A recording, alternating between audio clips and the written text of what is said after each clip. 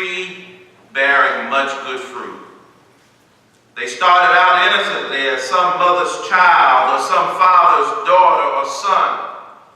She didn't start out that way. She didn't start out as a crackhead. He didn't start out as a murderer. She didn't start out as a liar or a thief. He didn't start out as an abuser. Lest we forget that every criminal, everyone we consider a waste of humanity, is also a creation of God, planted as a choice seed to become a flowering and fruitful tree. How then does it happen that it becomes a tree which bears no fruit at all? What happened in life to any of us that turn from God's divine creation to a disgraced creature? What happens in school that turns some of our children from the road of tall and strong trees with figs of potential weighing each branch to the ground to dry and barren trees? What happens in our careers to turn some of us into barren trees? What happens in the church that turns some members into wild and fruitless trees? What happens in the ministry that turns some of us into barren trees, priests of God with no soul at all? Somebody wants to know what happened in my home to turn my children into seedlings which appear to be barren, bearing no fruit at all. Somebody wants to know what happened to turn my marriage into a barren tree after there had been so much potential. How did this relationship that held so much promise go sour? How did this fig tree bear no fruit? It was planted in good faith, a seed with all the potential to be what the Creator wanted it to be. It has grown, but its leaves are anemic, its roots are unsteady, its branches are withering. It has no fruit. And I hear the echoes of the orchard owner asking the crucial question: why should it be wasting soil? Why should it be wasting soil? Beloved, I believe this is the crucial question of our lives today. Lives with the divine seed of God's potential. Are we but wasting dirt? Are our lives a waste of good dirt that could be used to plant and cultivate something else?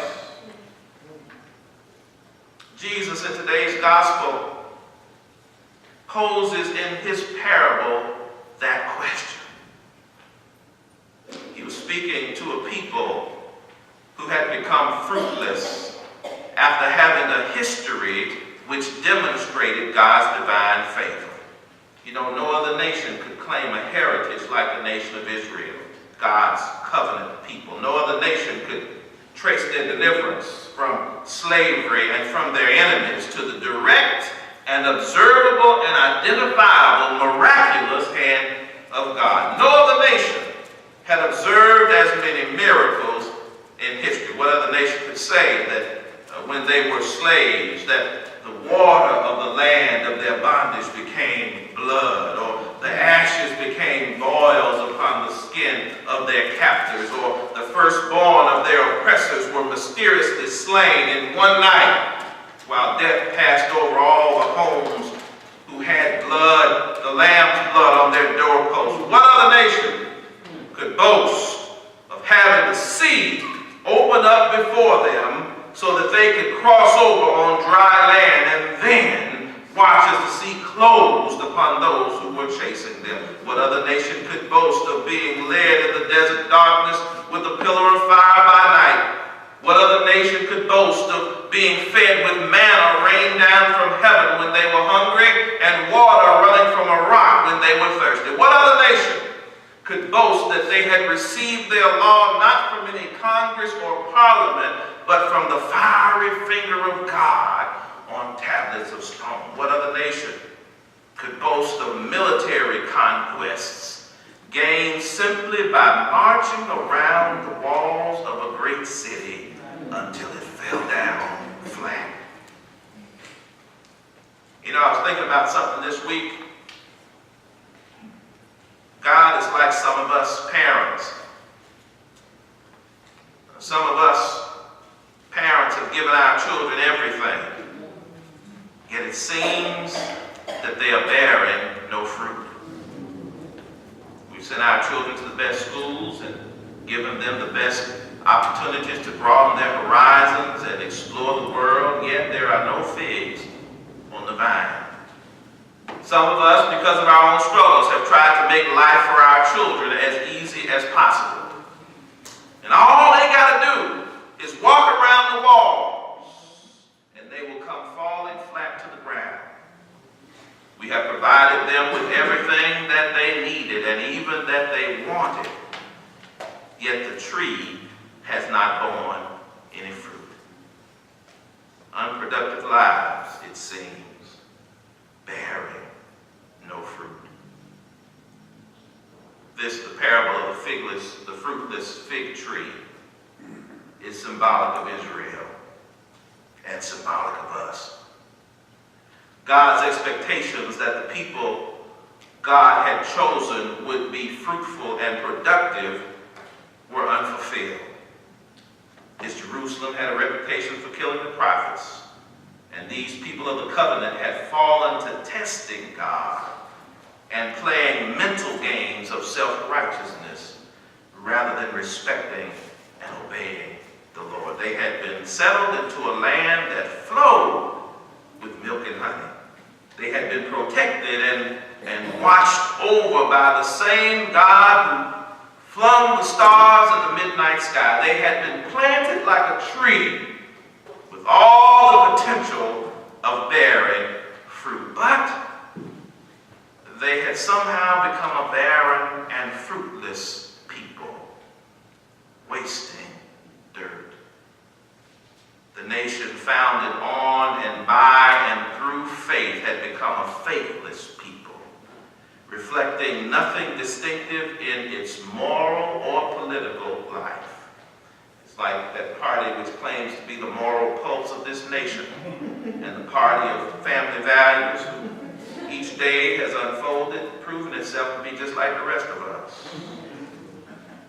When we read the history of Israel, we understand that there were a number of things that drew it away from the fruitfulness that God had planned for it. If you go back and read history, biblical history, you'll understand that there are a lot of things that added up that drew them away. David's own sins that kept him from exercising proper discipline and authority in his own household. Solomon's apostasy, the rebellion under Rehoboam, and the split of God's people into separate kingdoms, Israel and Judah, even a series of rulers whose God was their ambition and not the Lord. This degeneration of God's people did not happen overnight, but it happened over time. And here's our lesson this morning, beloved. We do not move from good to evil, from fruitful to fruitless overnight. It is a process that takes time. Some of us who want to lose weight think we can diet for a couple of weeks and take off the pounds, and then when we don't see a dramatic change, we become discouraged. We've got to understand that we can't lose weight in a week when we have spent years putting it on. It is a process and a lifestyle change, and it takes time. Don't look at me. Marriages and relationships don't soar overnight, but it takes time. We don't build loving and lasting relationships overnight, but we build them over time. Changes in our negative lifestyles and behaviors and to our characters take time. Living in holiness and righteousness to overcome our sinful nature takes time. Our character cannot be built in a day. It takes time. The The body does not break down overnight, but it takes time. Health is not recovered overnight, but it takes time. Skills are not mastered and knowledge is not gained overnight, but it takes time. Wisdom and experience are not gained overnight, but it takes time. We don't become mean and bitter, negative and cynical, selfish and self-centered overnight. It happens over time. Neither do we develop sweetness and cheerfulness and generosity and unselfishness and positive attitudes overnight, but we develop them over time. We don't lose our souls, our values, our perspectives, and our integrity overnight, but it happens over time. Neither do we regain a sense of purpose or self-respect or confidence or closeness to God overnight, but we regain them over time. We stop doing all the things that we should not do over time, not overnight. But here's the problem, beloved. Did we allow some disappointments that were not taken care of overnight to turn our heads? Did we allow circumstances that were not changed overnight to change our convictions? Did someone hurt us and cause us to get off track and forget the fruit that we must produce because of that hurt? Have we ever been mad at God?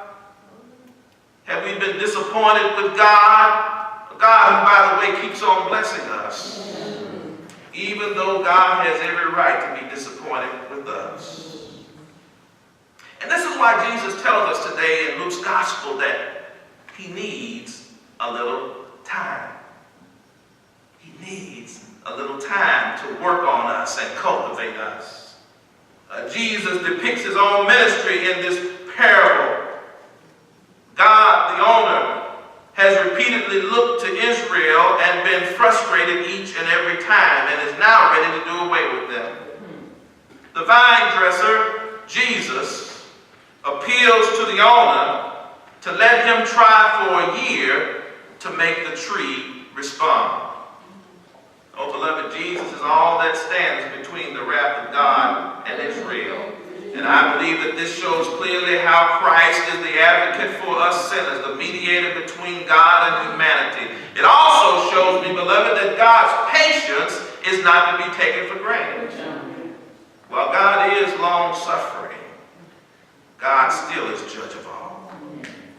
And so Jesus, our gardener, has pleaded on behalf of all of us just wasting dirt for one more chance, a little more time. And sometimes, just sometimes, as we are lamenting our circumstances, I've discovered that we must understand that in order for us to grow and bear fruit, sometimes God has to put us in more dirt.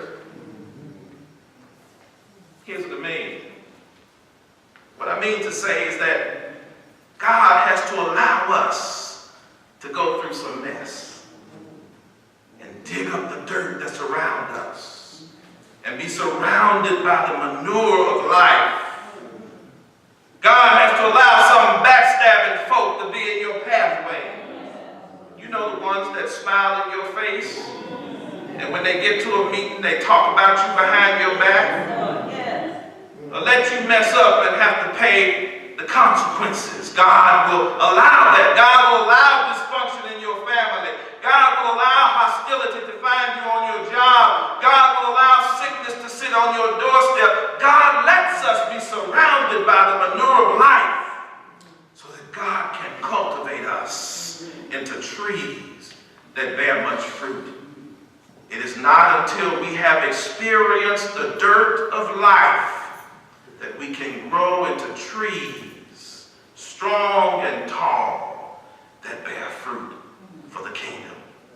Oh, this is why I say to you today, my brothers and sisters in Christ, In fact, I implore you today not to waste your dirt.